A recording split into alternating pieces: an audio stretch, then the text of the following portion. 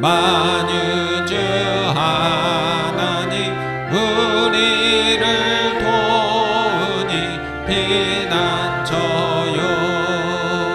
세상의 난리를 그치게 하시니 세상에 장검이 쓸데없네. 높으신 하나님 우리를 구하니 할렐루야. 괴로움이 심하고 환난이 극하나 피난처 되시는 주 하나님. 아멘. 찬송가 88장입니다. 88장입니다.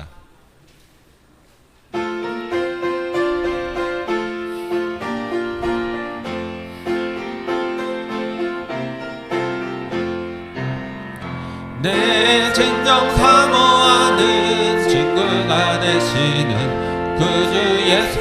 88장입니다. 산 밑에 백합하여 빛나는 새벽별 주님 현혹할 길 아주 없도다. 내 맘이 아플 적에 큰 위로 되시며 나 외로울 때 좋은 친구라. 주는 저 산 밑에 백합 빛나는 새벽별 이 땅 위에 비길 것이 없도다. 내 맘에 모든 염려 이 세상 고락도 주님 항상같이 하여 주시고 시험을 당할 때에 악마의 계교를 즉시 물리치사 나를 지키네. 온 세상 날 버려도 주 예수 안 버려 끝까지 나를 돌아보시니. 주는 저 산 밑에 백합 빛나는 새벽별 이 땅 위에 비길 것이 없도다. 내 맘을 다하여서 주님을 따르면 길이 나를 사랑하리니. 물불이 두렵지 않고 장검도 겁없네. 주는 높은 산성 내 방패시라. 내 영혼 먹이시는 그대 누리고 나 친히 주를 뵙기 원하네. 주는 저 산 밑에 백합 빛나는 새벽별 이면 위에 비길 것이 없도다.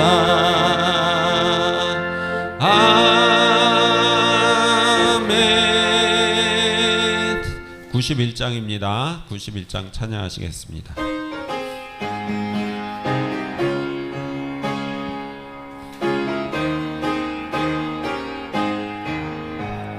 슬픈 마음 있는 사람 예수 이름 믿으며 영원토록 변함없는 기쁜 마음 얻으니. 예수의 이름은 세상의 소망이요. 예수의 이름은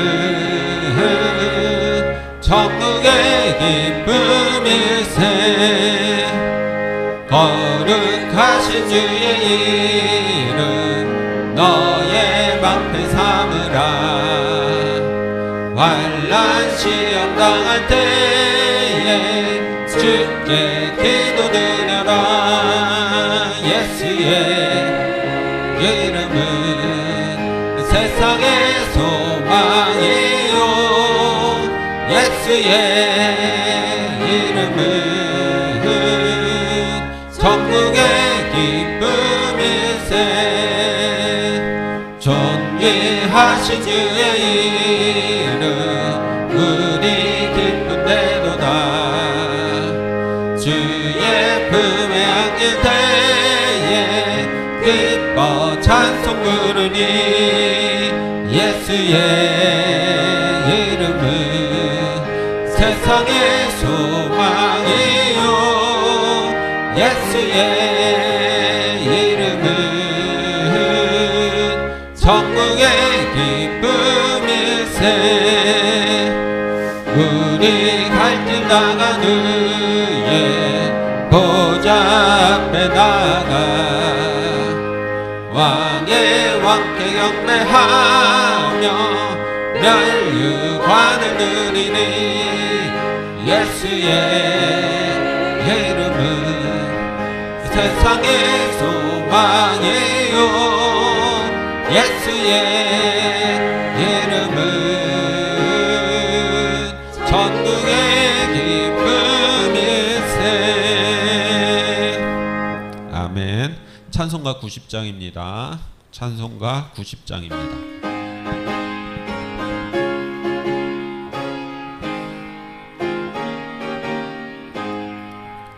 주 예수 내가 알기 전 날 먼저 사랑했네 그 크신 사랑 나타나 내 영혼 거듭났네 주 내 곁에 늘 계시고 나 주의 안에 있어 저 포도 미유 같으니 참 좋은 나의 친구 내 친구 대신 예수님 날 구원하시려고 귀한 몸을 버리사 나를 멸육했네 나 주님을 늘 믿으며 그 손을 의지하고 내 몸과 마음을 바쳐서 끝까지 충성하리 내 진실하신 친구여 그 은혜 내려주사 날 항상 보호하시고 내 앞에 대옵소서 나 풍성한 참 사랑은 믿음이 일소냐 날 맘과 마음인 예수는 참 좋은 나의 친구. 아멘. 찬송가 85장입니다. 찬송가 85장입니다.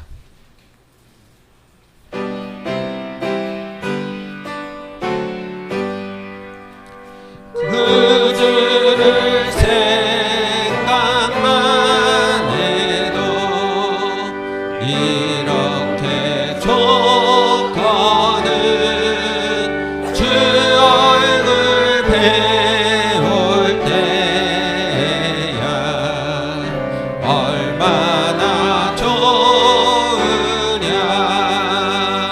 만민의 구주 예수의 귀하신 이름은 천지에 있는 이름 중 5절입니다. 5절입니다. 사랑의 구주 예수여 내 기쁨 되시고 이제로부터 영원히 영광이 되소서.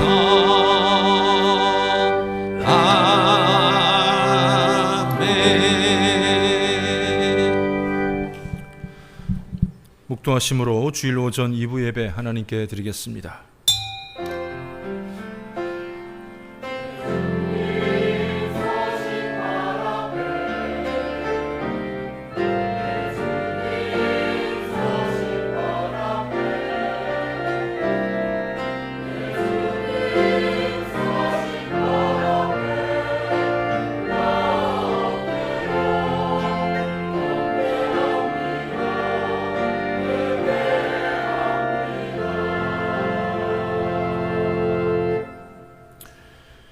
불 가운데 있을지라도 또 물로 지나갈지라도 우리를 살피신다는 하나님께서 지나는 주간 우리의 모든 삶의 자리마다 함께하여 주심을 감사드립니다.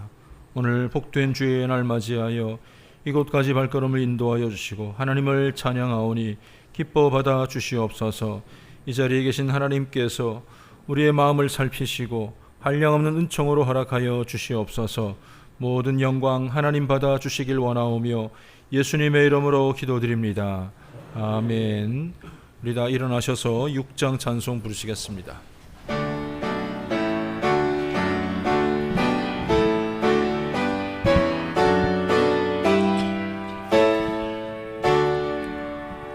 목소리 높여서 주 찬양하여라.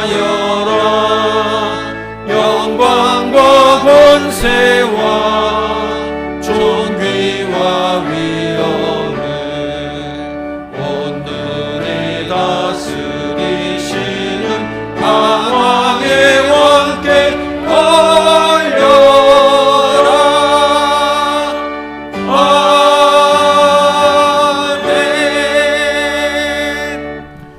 교독문 제30번을 교독합니다. 하나님은 우리에게 은혜를 베푸사 복을 주시고 그의 얼굴빛을 우리에게 비추사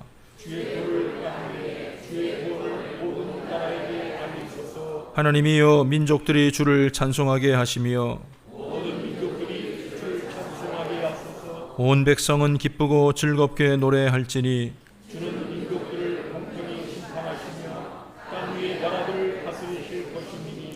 하나님이여 민족들이 주를 찬송하게 하시며 모든 민족으로 주를 찬송하게 하소서. 땅이 그의 소산을 내어 주었으니 하나님 곧 우리 하나님이 우리에게 복을 주시리로다. 하나님이 우리에게 복을 주시리니 땅의 모든 끝이 하나님을 경외하리로다. 아멘. 전능하사 천지를 만드신 하나님 아버지를 내가 믿사오며 그 외아들 우리 주 예수 그리스도를 믿사오니 이는 성령으로 잉태하사 동정녀 마리아에게 나시고 본디오 빌라도에게 고난을 받으사 십자가에 못 박혀 죽으시고 장사한 지 사흘 만에 죽은 자 가운데서 다시 살아나시며 하늘에 오르사 전능하신 하나님 우편에 앉아 계시다가 저리로서 산자와 죽은 자를 심판하러 오시리라. 성령을 믿사오며 거룩한 공회와 성도가 서로 교통하는 것과 죄를 사하여 주시는 것과 몸이 다시 사는 것과 영원히 사는 것을 믿사옵나이다. 아멘.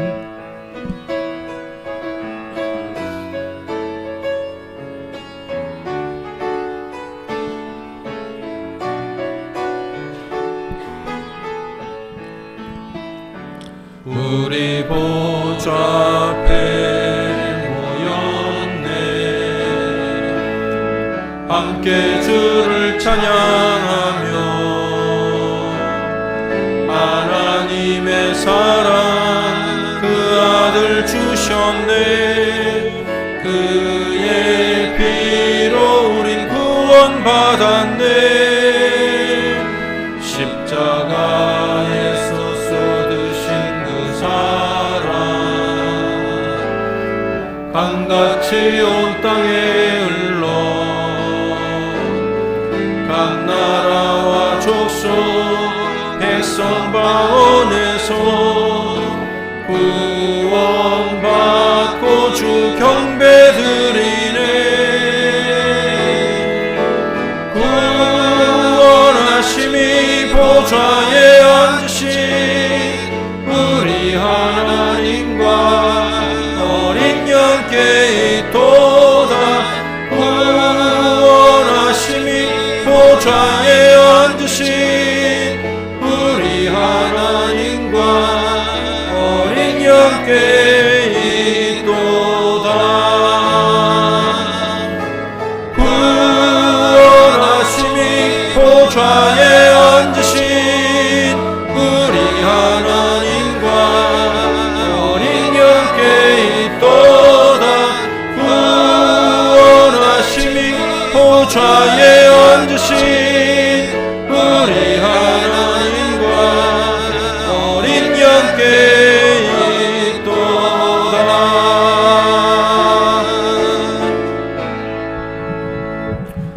자리에 앉으시기 바랍니다. 이재하 장로님 기도하시겠습니다.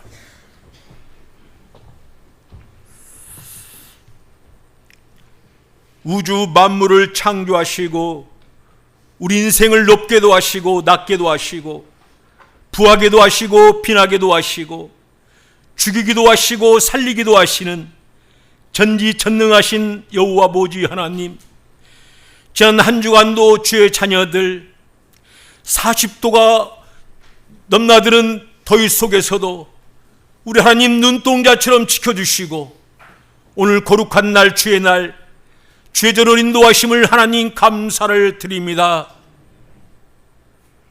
주의 전의 한 날이 밖의 세상 첫날보다 낫고 악인의 장막에 거하는 것보다 우리 주님 문지기로 있는 것이 훨씬 낫다 말씀하신 우리 아버지 하나님의 말씀 따라 이 시간 주의 전에 왔사오니 하나님의 크신 은혜 주의 자녀들에게 넘쳐나게 부어 주시옵소서. 그리하여 이전에 들어올 때는 여러 가지 갖가지 문제를 가지고 왔지만 예배드린 후에 나가는 발걸음이 그 모든 문제가 해결받고 나가는 발걸음이 가벼운 발걸음이 될 수 있도록 하나님 쉼을 얻는 예배가 되게 하여 주시옵소서. 하나님 아버지, 이 시간도 예배드리며 우리의 죄를 고백하니이다. 내가 육신대로 살면 반드시 죽을 것이로되 내 행위를 고치면 살리라 말씀하신 하나님, 우리가 한 마음은 세상을 향하고 한 마음은 주님을 향하고 두 마음 가지고 살아온 육신의 삶에 속한 삶이라 하나님 말씀하십니다. 하나님, 이 삶은 반드시 죽을 것이라 말씀하였사오매 우리가 두 마음 가지고 살지 않게 도와주시고 전폭적으로 하나님만을 바라보고 하나님만을 의지하는 그런 영적 충만한 삶을 살아갈 수 있도록 성령님 도와 주시옵소서. 이 삶을 살기 위해서는 아버지, 우리가 육신이 숨을 쉬지 아니하면 육신이 죽어버리듯이 우리 영혼이 아버지 앞에 기도하지 아니하면 죽어버린다는 그런 확고한 믿음 가지고 늘 기도 힘쓰며 나가는 우리들의 아름다운 믿음 신앙이 되게 하여 주시옵소서. 하나님 아버지, 2025년 시작한 것이 엊그제 같은데 벌써 전반기 마치고 후반기 시작하며 나가는 가운데 있습니다. 시작하면서 아버지, 이제 뜻 가운데 열심히 충성스럽게 감당하고자 하는 그 마음 아버지 변찮게 도와주시고 이 한 해도 끝까지 충성스럽게 잘 감당하여 믿음의 좋은 흔적으로 쌓이는 이 한 해가 되게 도와 주시옵소서. 하나님 아버지, 우리 대원교회를 주님이 늘 사랑하심을 감사합니다.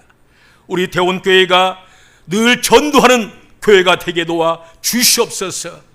이 지역 죽고자 하는 많은 영혼들을 구원하는 구원의 방주가 되게 도와 주시옵소서. 하나님 아버지, 전에는 예수 믿고 구원함을 얻으라 말만 하여도 저들의 마음이 감동되어 주여전의 발걸음이 향하고 했는데 원수마귀 사탄의 세력들 저들은 때가 다 됐으므로 이제 그러한 모든 것을 맡고 있는 가운데 있습니다. 우리가 말만 가지고 저들의 마음을 감동시킬 수가 없습니다. 우리 대원교회가 저들 아버지 이제 마음을 감동시킬 수 있는 희생과 섬김과 나눔의 그 모든 것을 잘 감당하여 저들의 마음이 감동되어 주의 전을 향하여 아버지 앞에 영광 돌리는 우리 대원교회가 되게 하여 주시옵소서. 하나님, 이제 우리 대원교회 여름 행사인 주일학교 여름 행사를 진행하는 가운데 있습니다. 은혜 가운데 잘 감당할 수 있도록 하나님 지켜주시고 아이들을 가르치는 우리 선생님들에게 가르침의 지혜로 늘 충족하게 채우사 이제 그들의 배움을 받은 아이들이 이제 이 땅에 장성하여 어른이 되고 육신의 장막 벗는 날까지 믿음 떠나지 않는 신앙으로 가르침이 되게 하여 주시옵소서. 하나님, 이 나라 이 민족을 주님이 지켜주시옵소서. 아버지, 세계적으로 인권이 유린된 저 북녘 땅 저들 민족들이 하루속히 자유함을 얻게 도와주시고 오늘도 지하에서 마음 졸여가며 기도하고 지하에서 마음 졸여가며 예배드리는 북녘 땅 성도들 하루속히 마음 놓고 기도하고 마음 놓고 예비는 날이 임할 수 있도록 이 나라 남과 북이 이제 자유 통일로 이루어지게 하여 주시옵소서. 하나님, 이 나라 정치인들을 하나님이 지켜주시고 자유민주화 체제에 걸맞는 정책들을 잘 세워서 이 나라가 세계 많은 나라들에게 영향력을 끼치는 대한민국이 되게 하여 주시옵소서. 하나님 아버지, 오늘도 눈에 보이는 곳에서 보이지 않는 곳에서 헌신하는 수고의 손길을 하나님이 기억하여 주시고 이 땅에 살면서 하나님의 큰 은혜를 받고 장차 그리스도의 나라 임했을 때 착하고 충성된 종아 정말 잘해노라 아버지 앞에 칭찬받으며 많은 상급으로 안겨받는 우리들의 사역이 되게 도와 주시옵소서. 오늘 이 시간 한 주간 기도하며 준비한 말씀 우리 목사님 증거하실 때 하나님 그 말씀이 우리 마음 신비에 새겨져서 이 악하고 험악한 세상 살아가는데 능히 이기고 승리하는 믿음이 되어줄 줄 믿사옵고 우리를 영원한 죄악에서 구원하신 우리 주 예수 그리스도 이름으로 간절히 기도드리옵나이다. 아멘.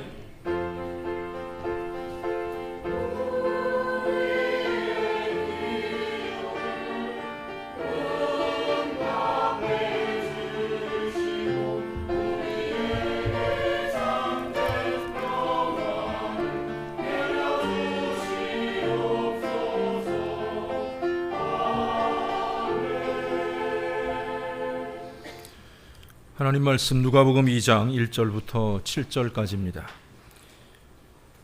신약 성경 누가복음 2장 1절부터 7절까지 보겠습니다.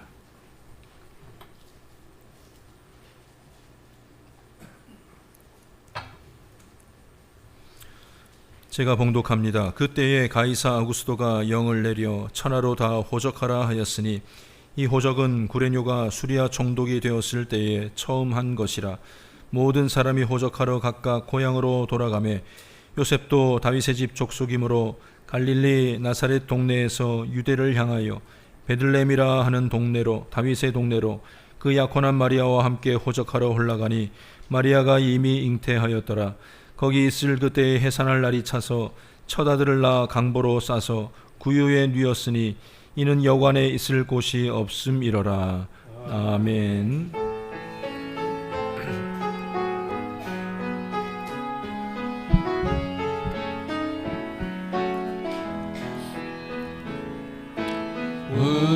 우리에게 향하신 여호와의 인자심이 크고 크도다 크시도다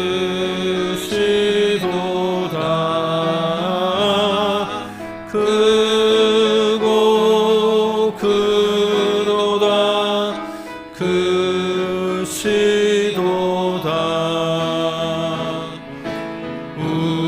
우리에게 향하신 여호와의 진실하심이 영원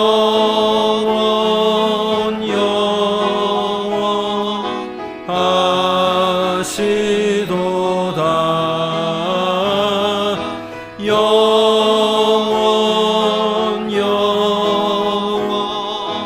하시도다.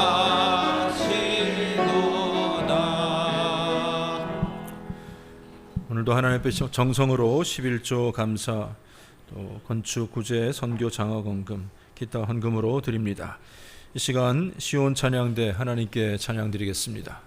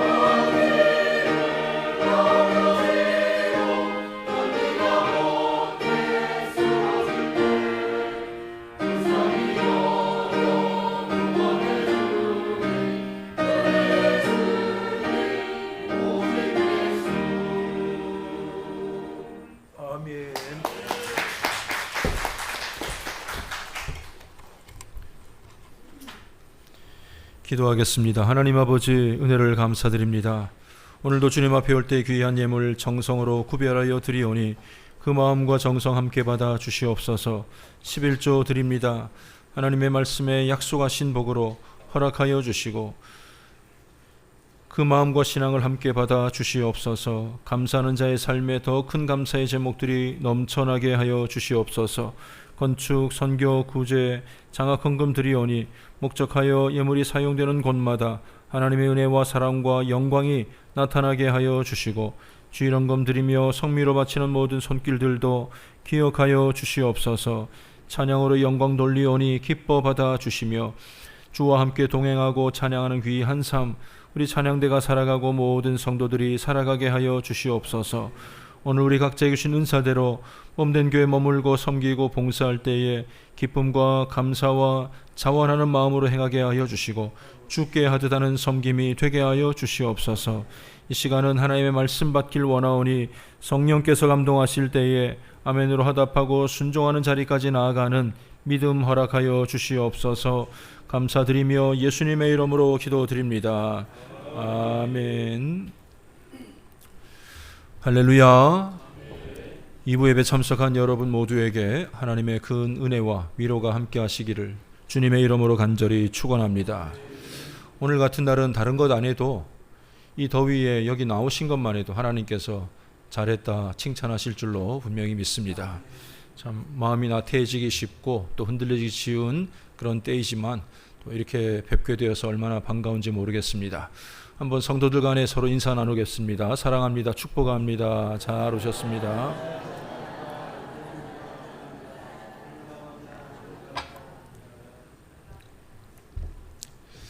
예수님이 태어날 당시 이스라엘에는 크게 두 가지 리더십이 있었습니다. 한 사람은 헤롯으로 불리어지던 자였고 그 사람은 사실 유대인이 아니었죠. 그 이두메인 그리고 거슬러 올라가면 이 에돔 사람 출신으로 이스라엘과는 관계가 없는 그런 혈통이었지만 로마 정부에 의해서 왕으로 임명되어 있던 사람이었습니다. 일종의 어용 왕조였던 셈입니다. 그런데 그는 유대인들의 민심을 사고자 예루살렘 성전을 리모델링하기도 했지만 워낙 시기심과 피해망상에 사로잡힌 사람이라 주변 사람들을 항상 의심했으며 역사에 보면 심지어 자기 아내와 두 아들도 죽이기까지 하였다고 되어 있습니다. 결과적으로 유대인들과 관계도 원만할 수가 없었습니다. 또 한 리더십은 로마 황제 가이사 아구스토가 임명한 총독이었는데 가이사 아구스토는 이 세계사 속에서는 옥타비아누스 황제로 알려져 있는 사람입니다. 그는 헤롯 가문의 왕들을 신뢰할 수가 없어서 직접 이제 총독을 파견하게 됩니다. 황제 직속인 셈인데 이스라엘의 첫 번째 총독으로 파견되었던 자가 구레뇨라는 사람이었습니다. 로마 총독은 이 헤롯 왕조를 견제하면서 이스라엘 민족을 직접 감시, 감독, 또 관리, 재판하였고 또 재판 결과에 따라서 이 사형도 집행할 수 있는 그런 권한을 총독에게 주었습니다. 특히 로마의 반기를 드는 범죄자들을 십자가에다가 매다는 그런 끔찍한 형벌을 통해서 백성들을 이 공포에 떨게 만들었습니다.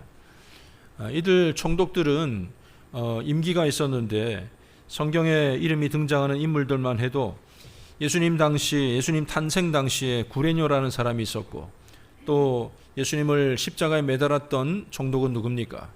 본디오 빌라도라는 사람이 있었고 또 사도 바울 시대에는 이 벨릭스라는 그런 총독이 지배를 하고 있었습니다. 참고로 이 벨릭스는 헤롯 가문의 딸 드루실라와 결혼해서 그 조금 앙숙 관계였지만 헤롯 왕조와 융화 정책을 펴기도 했습니다. 이들 총독들은 각자 임기가 마치게 되면 다른 곳으로 파견된다든지 아니면 로마로 돌아가게 되었습니다.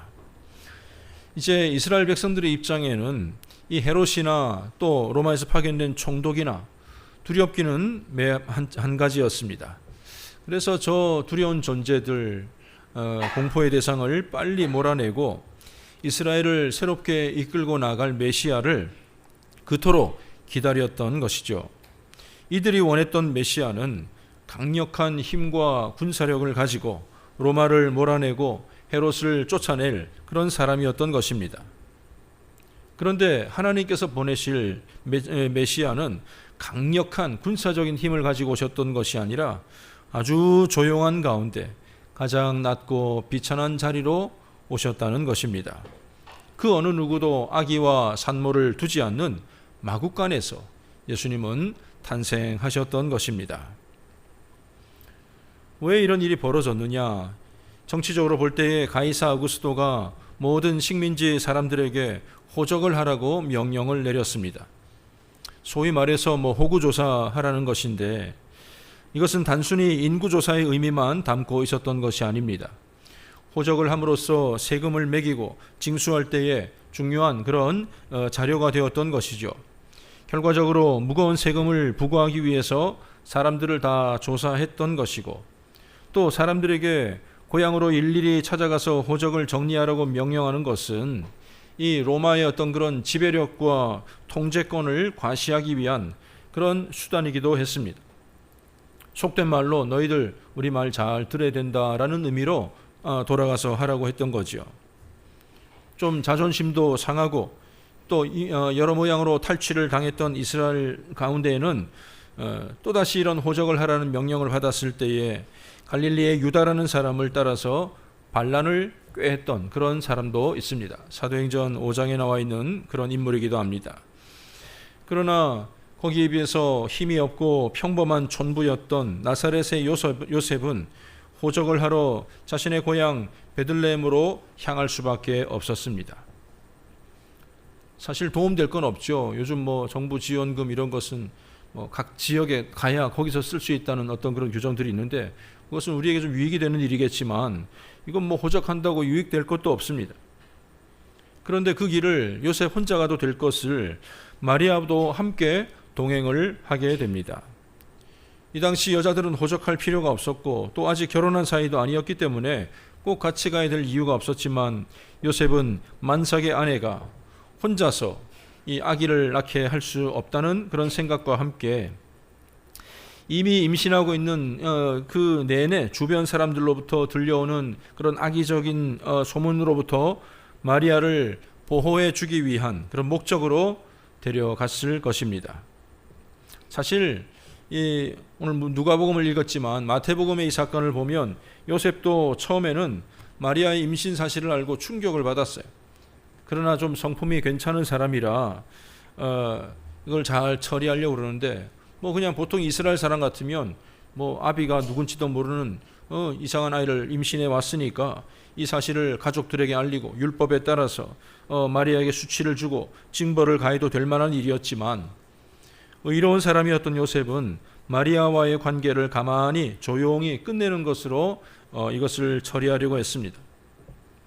그런데 바로 그날 밤 천사가 요셉의 꿈에 나타나서 네가 아들을 낳게 될 것이고 또 그 아들의 이름을 예수라 하라는 말을 직접 듣고서는 마음을 바꾸었던 것입니다. 마리아가 했던 말과 똑같은 말들을 천사가 자기에게도 주었던 것이죠. 그로부터 10개월이 지났고 만삭의 임산부라 빨리 걸을 수 없어서 그런지 모르겠지만 베들레헴에 도착했을 때에는 머물 만한 집이 한 군데도 없었습니다. 그러던 차에 아기는 나오려고 하지요. 그런데 한 자비로운 사람의 배려로 그저 밤설이나 피할 수 있는 마국간에 들어가서 아기를 낳게 되었던 것입니다. 마국간의 상황이 어떻겠습니까? 지저분한 건 말도 할 수 없겠죠. 그래서 아기를 어디다 둘까 고민하던 가운데 놓아둔 곳이 바로 구유였습니다. 여러분 구유가 뭔지 압니까?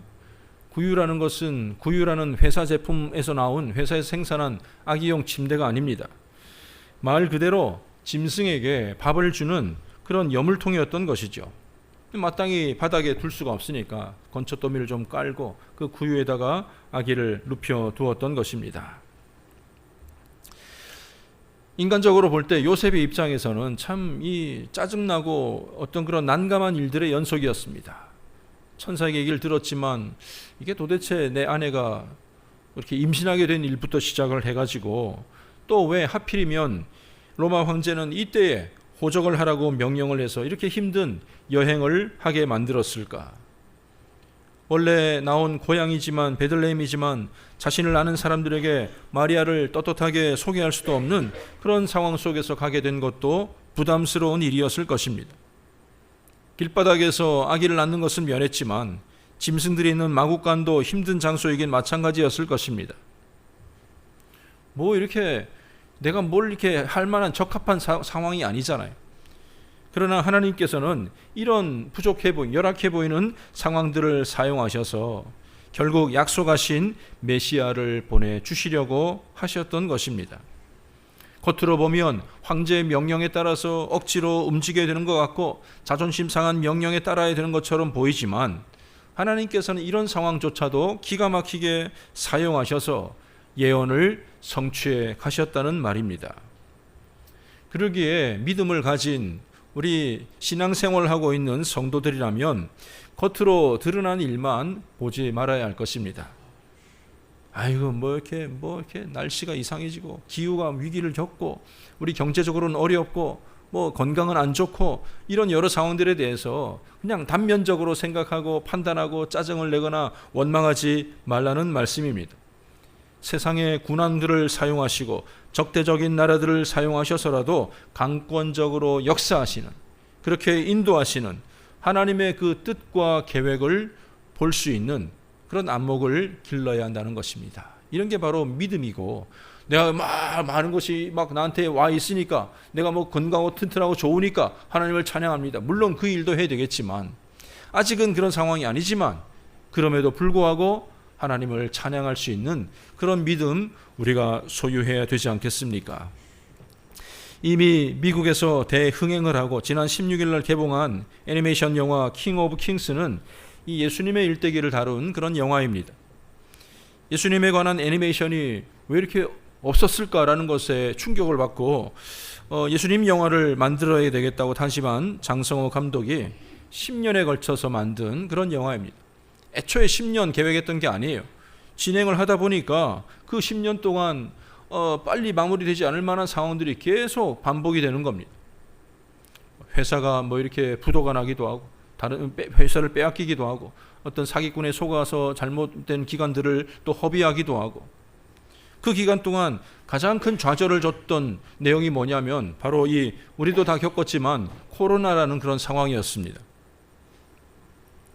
아니 내가 예수님 영화 한번 멋지게 만들어 보고 아이들에게 전 세계 사람들에게 예수님 영화 한번 보여주려고 마음먹고 작정하는데 왜 이런 일이 벌어질까? 그냥 막 그때 당시에는 막 짜증도 나고 그냥 막 이렇게 좀 뭐 이렇게 투자자도 생기고 뭐도 하고 이렇게 뭐 잘 으쌰으쌰 되면 좋겠는데 왜 이렇게 안 좋은 상황만 벌어지지라고 했는데, 지금 와서 돌이켜 보니까 그 코로나 상황이 아니었으면 지금 목소리를 제공한 성우 유명한 배우들이 다 대거 등장을 했는데 그 일이 있을 수가 없었던 거죠.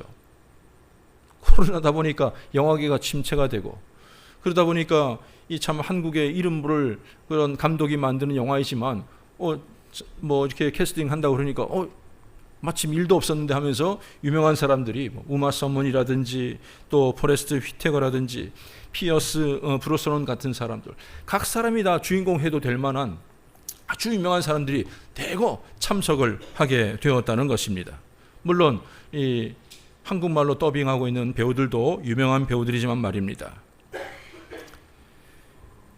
그야말로 이 좌절되는 상황, 영화하기 힘든 상황이라고 생각했는데 지금 와서 생각하니까 하나님께서 그 상황까지도 나를 위해 이렇게 잘 사용해 주셨구나, 배려해 주셨구나라는 것을 알면서 가는 곳마다 감사하며 간증하는 것을 들을 수가 있습니다. 우리가 맞이하는 모든 상황 속에서 하나님의 뜻과 계획을 발견할 수 있는 저와 여러분들의 신앙이 되고 믿음이 되어야 할 것입니다.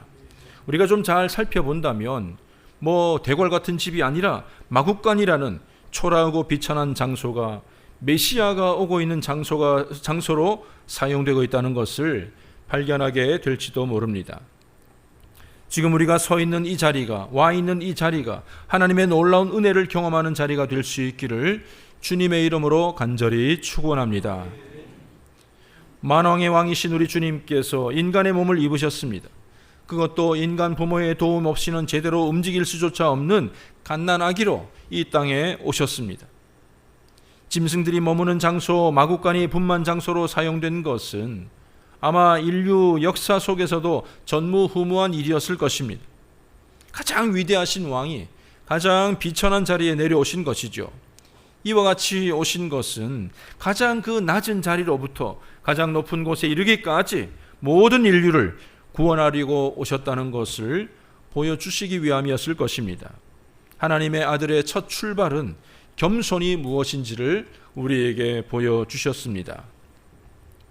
여러분, 모든 인류를 위해서 오셨다면 많은 사람들이 모여있는 곳에 많은 사람들이 볼 수 있는 자리로 오셔야 했겠지만 주님의 오심은 너무나도 조용한 자리에서 이루어졌고 또 아기 예수님의 구세주의 오심을 목격한 자들도 아주 극소수 두 부류의 사람들 뿐이었습니다.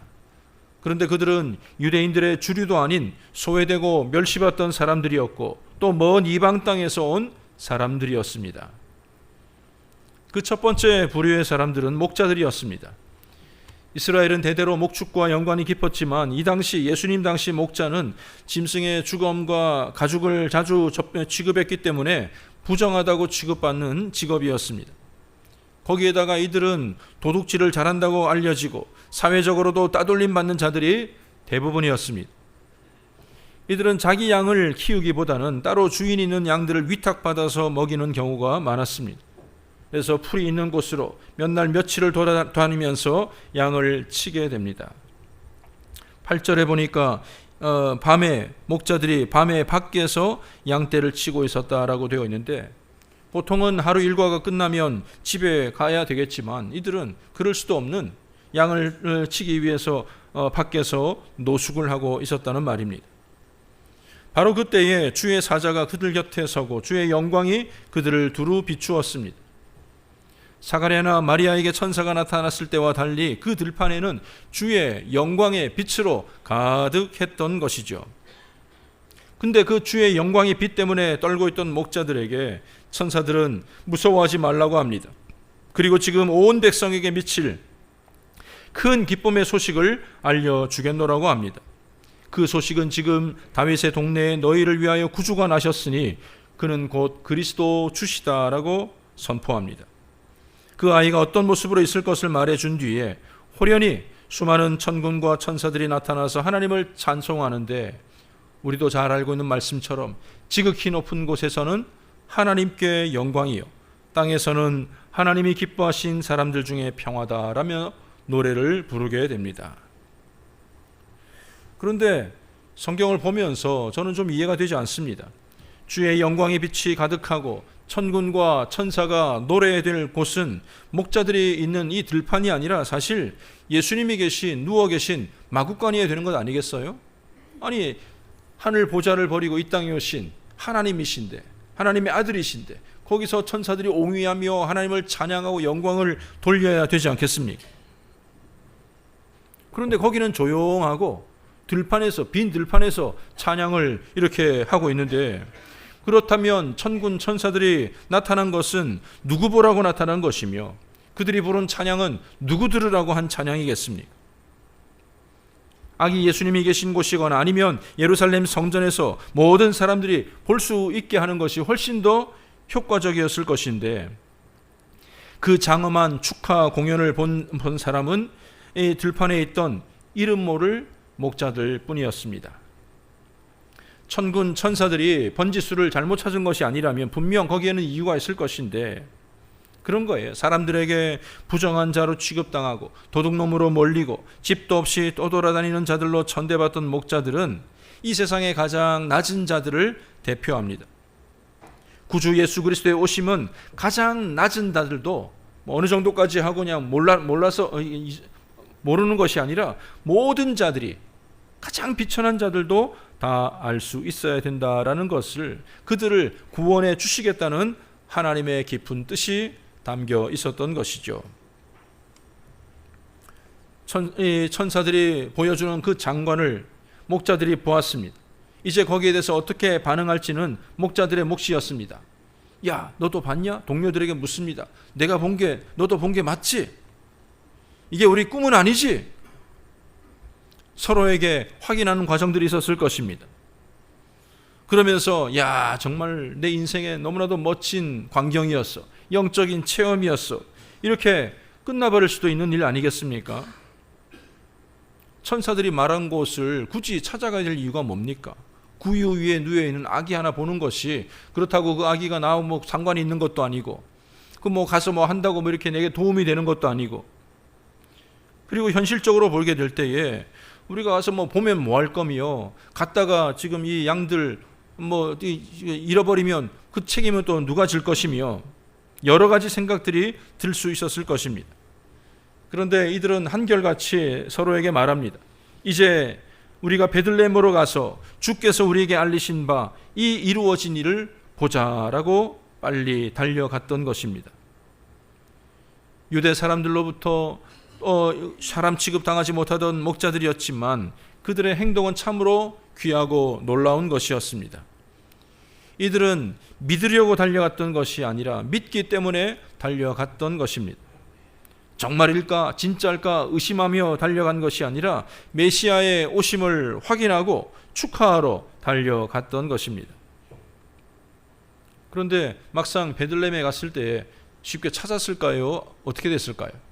뭐 빛에 대한 표적이 있는 것도 아니고 뭐 애기 울음소리가 막 이렇게 막 들려오는 것도 아니고 이 뭐 대원리에 어디 집에 애기가 나왔다 그래도 찾기 힘든 상황일 텐데 아마도 목자들이 막 말구유란 말구유는 다 찾아보지 않았겠습니까? 그리고 강보에 쌓여 구유에 누워있는 아기를 발견하게 되었을 때에 이들은 천사들이 전해준 말을 다 전하게 됩니다. 듣는 사람들 중에는 이상한 말로 들었던 사람도 있지만 마리아만은 이 모든 말을 마음에 새기고 생각을 하게 됩니다. 여러분, 앞서 제가 이렇게 배경을 설명을 드렸지만 목자들은 유대 사회에서 무시당하던 사람들이었지만 메시아를 만나고 복음을 깨닫게 된 자의 전형적인 행동을 하게 됩니다. 그러니까 어떤 면에서 보면 이들은 가장 지혜로운 사람들이고 가장 선한 사람들이었음을 보게 됩니다. 하나님의 메시지를 듣게 되었을 때에 먼저 그들은 메시아를 보내신 하나님께 영광을 돌리고 찬송을 하는 것을 보게 됩니다. 하나님의 사랑과 구원의 은혜를 깨달은 자가 해야 될 일입니다. 여러분 생각해봐요. 우리가 받은 구원만으로 인해도 평생 하나님께 감사하며 살아도 부족하지 않겠습니까? 나 같은 죄인을 구원해 주시고 나 같은 죄인을 하나님 백성 삼아 주신 이 사건만으로도 다른 것 아무것도 없어도 하나님께 감사할 만한 충분한 조건이 되는 줄로 믿으시길 바랍니다. 에이 뭐 목사님 그런 말씀 마시라고. 여기 있는 사람 다 뭐 최소한 다 여기 구원은 기본인데 거기다 좀 돈도 있고 뭐 여유도 있고 권세도 있고 뭐 여러 가지 좀 갖춰야 하나님께 감사해야 되는 것 아니겠습니까? 이건 좀 잘못된 생각이죠. 우리가 받은 구원이 무엇인지를 잘 모르는 사람이 하는 얘기입니다. 내게 아무것도 주어진 것이 없을지라도 물론 우리가 간구할 때 하나님께서 필요한 것도 채워주시지만 그럼에도 불구하고 구원받은 성도가 하나님께 찬양을 하는 일에 결코 인색해서는 안 될 것입니다. 하박국 선지자가 고백하듯이 비록 무화과나무가 무성하지 못하며 포도나무에 열매가 없으며 감람나무에 소출이 없으며 밭에 먹을 것이 없으며 우리의 양이 없으며 외양간에 소가 없을지라도 이 무슨 말입니까? 아무것도 없을지라도 나는 여호와로 말미암아 즐거워하며 나의 구원의 하나님으로 말미암아 기뻐하리로다. 정신 나간 사람이어서 그런 게 아니에요. 뭘 모자란 사람이어서 그런 게 아닙니다. 하나님의 구원의 은혜가 얼마나 큰가를 몸소 깨달았던 사람이었기에 이렇게 고백할 수 있었고 이러한 고백이 저와 여러분들의 고백이 될 수 있기를 바랍니다. 이 목자들은 하나님을 찬양했고 두 번째로 그들은 보고 들은 내용을 사람들에게 전했습니다. 18절에 보니까 듣는 자가 다 목자들이 그들에게 말한 것을 놀랍게 여겼다라는 말은 마리아와 요셉 외에도 아마 이 신기한 장면을 보려고 왔던 몇몇 사람들이 있었을 것입니다. 그 주변의 사람들이 목자들의 말을 전하는 말을 들었다는 거예요.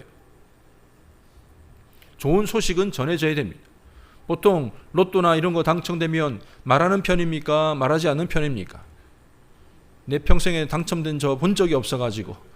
근데 보통은 다 쉬쉬하더라고요. 뭐 얘기했다가는 뭐 돈 빌려달라고 그러고 어디 뭐 기부하라고 그러고 그러니까 몰래 은행도 찾아가고 그렇게 한다고 하는 말을 들었는데, 여러분, 구원의 기쁜 소식, 복음은 혼자 소유하는 것이 아닙니다.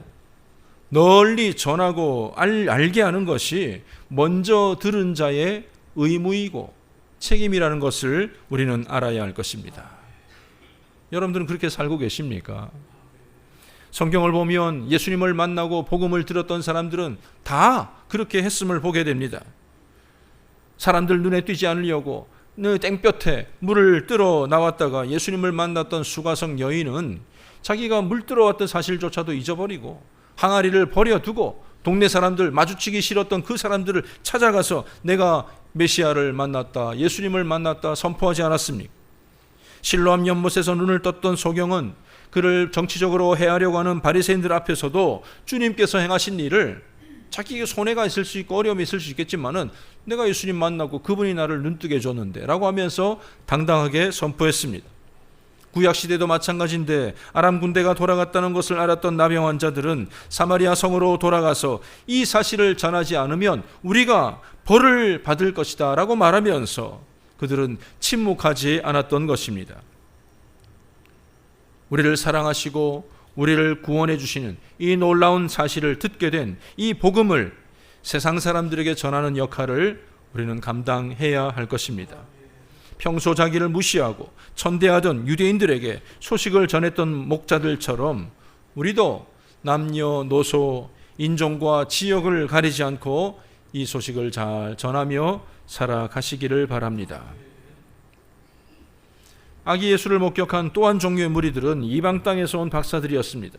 성경에 박사라고 기록되어 있으니까 뭐 과학적인 한 분야를 연구하는 박사를 떠올리기 쉬운데 각 분야의 학문적인 연구를 비롯해서 이 정치적인 높은 위치에 있었던 사람들을 뜻합니다. 흔히 페르시아의 박사들로 알려진 이들은 예루살렘을 방문하게 되었을 때에 온 성이 술렁거렸다라고 되어 있습니다. 이들이 왕은 아니었지만 왕 못지않는 권력자들이 막 오니까, 강대국의 권력자들이 막 몰려오니까 우리를 침략하려고 왔나, 무엇하러 왔나. 그래서 이 헤롯 앞에서도 이들은 당당하게 요구하죠. 유대의 왕이 태어났다는데 어디 있는지 찾게 되는 것을 보게 됩니다. 사실은 겉으로 보면 외교적인 큰 무례를 행한 셈이죠. 왕 앞에서 왕을 찾고 있는 셈 아니겠습니까?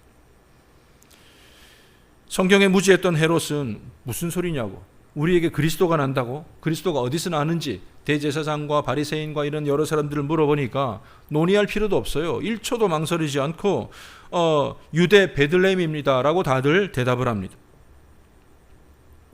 당장 헤롯이 군인들을 보낼 수도 있었겠지만 별이 나타난 때를 묻고 박사들을 만나본 후에 어디에 있는지 말해달라는 것을 보더라도 사실 이 박사들이 헤롯을 압도할 만한 정치적 위치에 있었던 것으로 보입니다.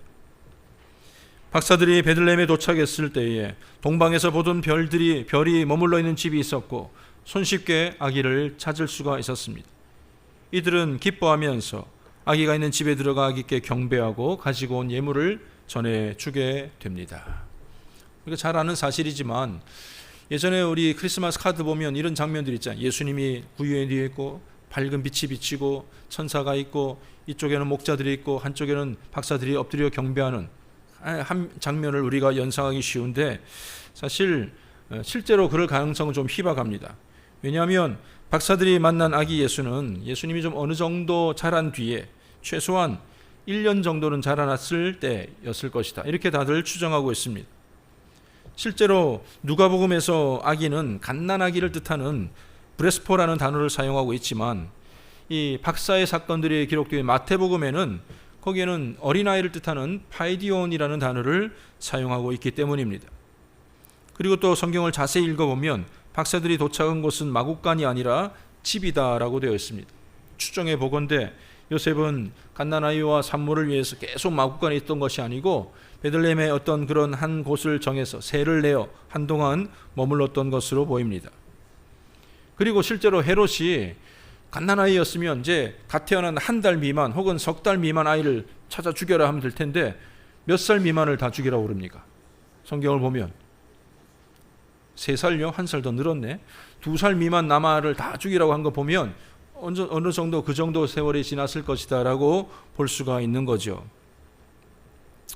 박사들은 꿈의 계시를 받고 헤롯에게 돌아가지 않고 본국으로 가게 되지만 시기심으로 가득했던 헤롯은 베들레헴과 그 주변 일대에 2살 아래의 남자아이들을 학살하는 그런 만행을 저지르게 됩니다. 메시아의 오심을 다 기뻐해야 될 일이지만 누구에게나 반가운 일은 아니었나 봅니다. 어린아기 예수를 경배했던 자들이 먼 이국 땅의 이방인이었다는 사실을 통해서 이것은 예수님의 오심이 유대인들만을 위한 것이 아니라 온 인류를 위한 것이라는 사실을 깨닫게 해줍니다. 유대인들은 다윗의 자손, 유대인의 왕, 그러니까 우리의 왕을 기다리고 있었지만 하나님께서는 온 인류의 왕을 이 땅에 보내어 주셨던 것입니다. 목자들에게 알리심으로 낮고 천한 모든 이들을 위해 오셨음을 보여주셨고 박사들에게 알리심으로 모든 인류를 위해 오신 분이라는 것을 보여주신 셈입니다. 베들레헴에서 탄생하신 예수님은 헤롯을 피해 애굽으로 내려가서 생활합니다. 물론 요셉과 마리아가 이끌고 간 것입니다. 헤롯이 죽은 후가 되어서야 나사렛으로 돌아와서 살게 됩니다. 객지에서 태어나서 수년 만에 집으로 돌아오게 된 것이죠. 그러나 정처 없이 떠돌아다닌 것 같은 시간도 다 선지자를 통해 주셨던 하나님의 말씀을 이루려는 과정이었음을 알게 됩니다. 유대 땅 베들레헴에서 태어나신 예수님은 애굽에서 다시 올라오셨고 나사렛에서 공생애가 시작하기까지 생활을 하게 되었던 것입니다. 각자가 생각하는 예수님의 모습들이 있을 거예요. 그 예수님이 최고의 병원에서 태어나서 호화로운 산후조리원에 있는 아기라면 우리가 뭘 어떻게 해보겠다는 돕겠다는 마음도 생기지 않겠지만 예수님이 탄생하신 것을 듣다 보면 차라리 마구간이 아니라 우리 집 아랫목이라도 내어드렸으면 하는 마음이 생기지 않습니까? 마구간 여물통보다는 내 집, 내 침대가 더 낫지 않겠나. 이처럼 예수님께서 가장 비천한 자리에 나신 것은 모든 이들에게 다가가기 위함이었습니다.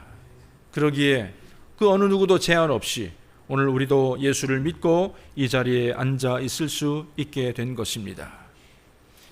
모든 일을 품으려고 낮고 비천한 자리에 오신 주님처럼 오늘 우리도 겸손하게 주의 이름을 증거하는 자들이 되어야 될 줄로 분명히 믿습니다. 너는 되고 너는 안 되고 너는 내 마음에 드니까 말이 통하니까 되고 안 되고 그렇게 여러분들의 잣대로 구분짓지 마시기를 바랍니다. 그리고 더 나아가서 구주 예수 그리스도를 보내어 주신 하나님께 찬송과 경배와 영광을 돌리는 삶을 살아가시기를 바랍니다. 그리고 주님을 만났던 모든 이들이 그랬듯이 구주 예수 그리스도의 이름을 온 천하에 증거하며 살아가는 우리 대원교회 모든 성도님들 되시기를 주님의 이름으로 간절히 축원합니다. 기도하겠습니다.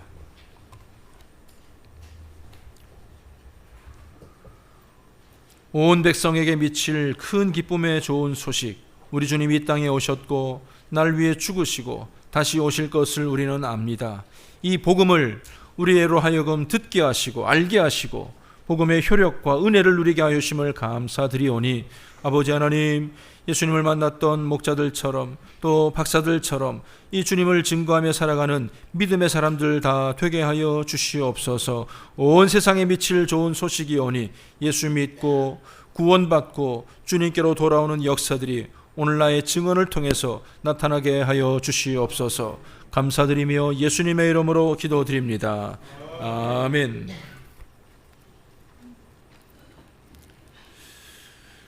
오늘 가장 무더운 날이지만 우리 성탄 찬양 본문 말씀을 생각하며 108장 찬송 부르시겠습니다.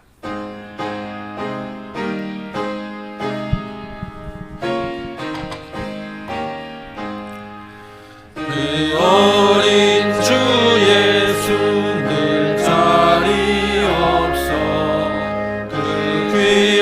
하신 몸이 구유에 있네. 저 하늘 별들이 반짝이는데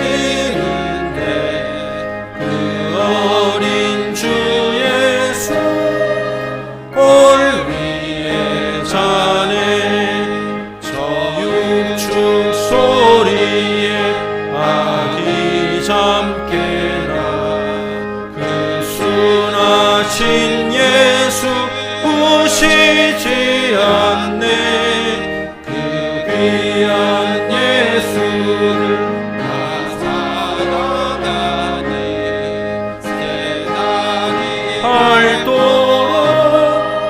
함께 하소서. 주 예수 내 곁에 가까이 계셔.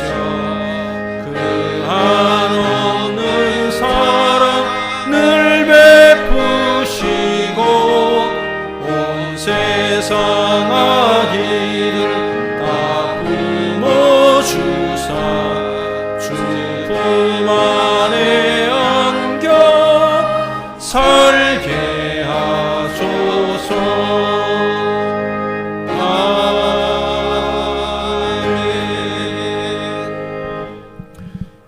교회 소식 함께 봅니다. 가스펠 프로젝트 이제 신약으로 넘어왔습니다. 말씀을 볼 때마다 또 복음서를 함께 읽는 것도 유익하리라고 생각되어집니다. 오늘 오후 1시 반 정기당회 목양실에서 모입니다. 노예 행사인데 은퇴 목사 위로회가 목요일 날 있습니다. 벌써 이제 8월이 됩니다. 8월 봉사위원들 명단 확인하시고 잘 감당해 주시기 바랍니다.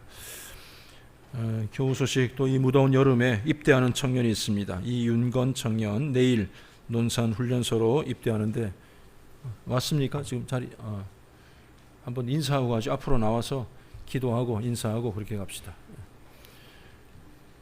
미리 뜻한 바가 있어서 군종병으로 지원해서 이제 군 교회에서 또 잘 말하자면 전도사님처럼 잘 섬길 수 있도록 기도해 주시기 바랍니다. 자, 한 마음으로 기도하겠습니다. 하나님 아버지 은혜를 감사드립니다. 사랑하는 하나님의 자녀 우리 윤건이 이제 군 생활을 하게 됩니다. 주님께서 눈동자같이 지켜주시고 건강하게 또 이렇게 군 생활을 마칠 수 있도록 함께 하시되, 특별히 군종병의 사명을 감당하게 될 때에 복음을 보여주고 하나님의 놀라운 사랑으로 품을 수 있는 귀한 마음, 그 역할 잘 감당케 하여 주시옵소서. 아들을 떠나보내는 또 우리 부모님의 마음을 위로하여 주시고 또 더 훌륭한 모습으로 다시 만날 수 있도록 이끌어 주시옵소서. 감사드리며 예수님의 이름으로 기도드립니다. 아멘. 우리 격려하는 마음으로 박수하겠습니다.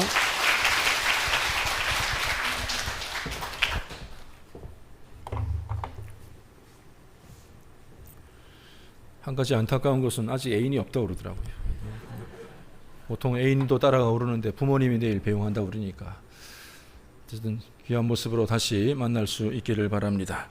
우리 다 자리에서 일어나셔서 635장 찬송 부르고 예배를 마치겠습니다.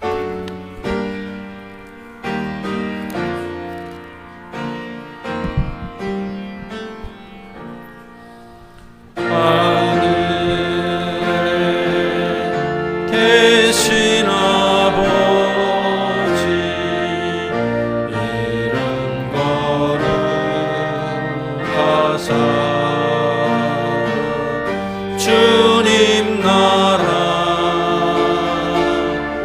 임하시고 뜻이 이루어지이다.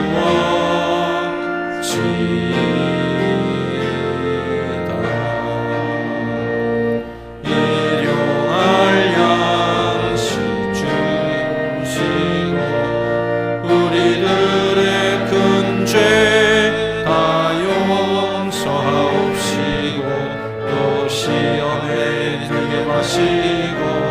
악에서 구원하소서. 내게 주의 나라 주의 권세 주의 영광 영원히 아멘.